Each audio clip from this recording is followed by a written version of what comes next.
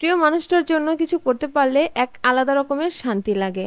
আর সেই প্রিয় মানুষটা যদি খেতে পছন্দ করে তাহলে তো আর কথাই থাকে না। তো তার পছন্দ মতো কিছু করতে পারলে নিজের কাছে আরো বেশি ভালো লাগে। তাকে খুশি করতে দামি কোনো উপহার লাগে না, তাকে শুধু তার পছন্দ মতো রান্না করে খাওয়ালেই সে অনেক খুশি হয়ে যায়। যেহেতু সে খেতে পছন্দ করে তাই আমিও তার পছন্দ মতো রান্না করার চেষ্টা করি সবসময়। তার নাকি আমার হাতে রান্না করা কিছু কিছু জিনিস খুবই পছন্দের, তো আমিও ভাবলাম তার পছন্দের আজকে কিছু একটা করি। তো আমার হাতে রান্না করা সজনে ডাঁটার চচ্চড়ি তার নাকি খুব পছন্দের, তাই ভাবলাম আজকে আমি তার জন্য সজনে ডাঁটার চচ্চড়ি করি, সাথে বাটা মাছও করে ফেলি। কথা না বাড়িয়ে চলে যাই রান্নায়। তো আমি প্রথমে নিয়ে নিয়েছি এখানে সজনে, আর এখানে আছে আলু। আর সজনে ডাঁটার চচ্চড়িতে যে সমস্ত মশলা লাগবে তা হচ্ছে, এখানে আমি সরিষা নিয়েছি সাদা আর কালো, নিয়েছি 2টা শুকনা ঝাল আর কাঁচা ঝাল ফালি আর জিরা। তো এখানে আমি সব মশলা একসাথে ব্লেন্ড করে নিচ্ছি। তো তোমরা দেখতেই পাচ্ছ আমি ব্লেন্ড করে নিয়েছি, তবে শিলনোড়াতে বেটে নিলে আরো বেশি ভালো হতো, তবে আমার কাছে বাটাবাটিতে একটু ঝামেলা মনে হয়, তাই আমি ব্লেন্ডারে দিয়ে আমি ব্লেন্ড করে নিই সবসময়। তো এদিকে আমি কড়াই গরম করতে দিয়েছিলাম, কড়াই গরম হয়ে গিয়েছে, এখন আমি দিয়ে দিচ্ছি সরিষার তেল। আমি আজকে রান্নাটা সম্পূর্ণ সরিষার তেল দিয়ে করব। তো তেল গরম হয়ে গিয়েছে, এখন আমি দিয়ে দিচ্ছি জিরা ফোড়ন। জিরা ভাজা হয়ে আসলেই আমি দিয়ে দিচ্ছি আলু। আলুটা আমি 1-2 মিনিটের জন্য একটু নেড়ে চেড়ে ভেজে নিব, তারপরে দিয়ে দিচ্ছি এখানে সজনে ডাঁটা। আলু আর সজনে ডাঁটা আমি 4 থেকে 5 মিনিটের মতো ভেজে নিব। ভাজা হয়ে গেলেই এখন আমি দিয়ে দিচ্ছি সেই বাটা মশলা।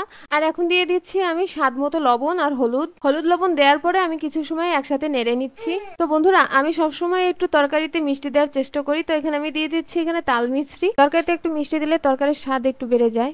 তো আমি এইভাবে কিছু সময় নেড়ে চেড়ে মশলা কষিয়ে নিচ্ছি। তো এক পর্যায়ে এইভাবে জল শুকিয়ে আসবে, আর জল টেনে গিয়েছে মানে মশলাটা খুব ভালো মতনই কষানো হয়ে গিয়েছে। তো এখন আমি দিয়ে দিচ্ছি সামান্য পরিমাণে জল। তো জল দেওয়ার পরে এখন আমি কিছুটা সময় নেড়ে চেড়ে এখন এটাকে আমি 5 থেকে 7 মিনিটের জন্য জাল হতে দিব। তো একটা পর্যায়ে ঝোল টেনে আসবে, ঝোল টেনে এরকম মাখা মাখা হয়ে আসবে। আজকে যেহেতু আমি চচ্চড়ি করব তার জন্য আমি কোনো ঝোল রাখবো না, একদম মাখা মাখা করে ফেলবো। আর তার যেহেতু চচ্চড়ি শুকনা মাখা মাখা খেতেই ভালো লাগে, তাই আমি এখানে আর কোনো ঝোল রাখবো না, একদম মাখা মাখা করে ফেলেছি। তো বন্ধুরা, তোমরা দেখতেই পাচ্ছ আমার চচ্চড়ি রান্না হয়ে গিয়েছে, এখন এটাকে আমি নামিয়ে নিচ্ছি। তো আমি চলে যাচ্ছি বাটা মাছ রান্নায়। তো আমি বাটা মাছে প্রথমে হলুদ লবণ মাখিয়ে নিচ্ছি। তো আমার হলুদ লবণ মাখানো শেষ, এখন আমি কি কি মশলা দেবো তাই আমি রেডি করে নিচ্ছি।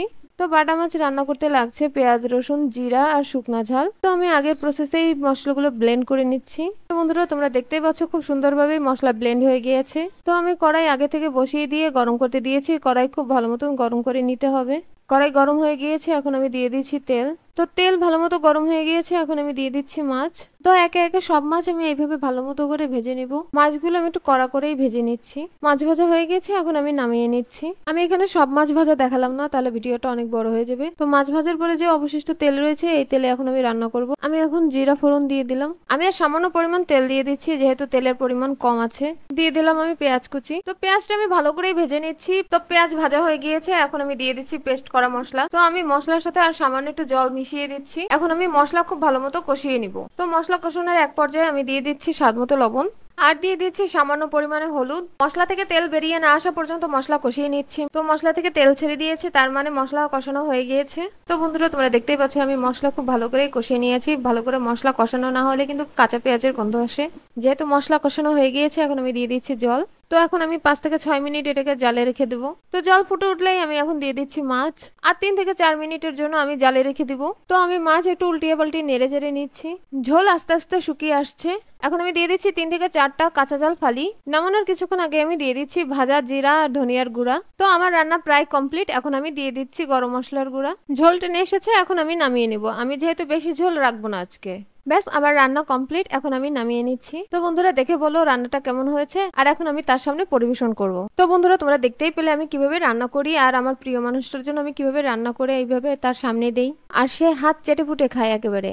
তো আমি প্রথমেই তার পছন্দের সজনে ডাঁটার চচ্চড়ি দিলাম, আর দিলাম বাটা মাছ। তো এখন সে খেয়ে বলবে আমার রান্নাটা কেমন হয়েছে। তো তোমরা বুঝতেই পেরেছো তার রিয়াকশন দেখে রান্নাটা কেমন হয়েছে।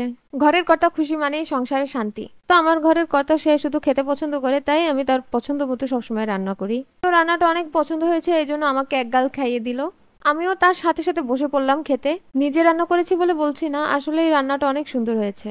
আর বলতে ইচ্ছে করছে আমি এত ভালো রান্না করতে পারি।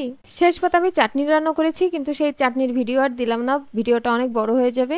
তো আজকের ভিডিওটা কেমন লেগেছে অবশ্যই কিন্তু কমেন্ট করে জানাবে বন্ধুরা।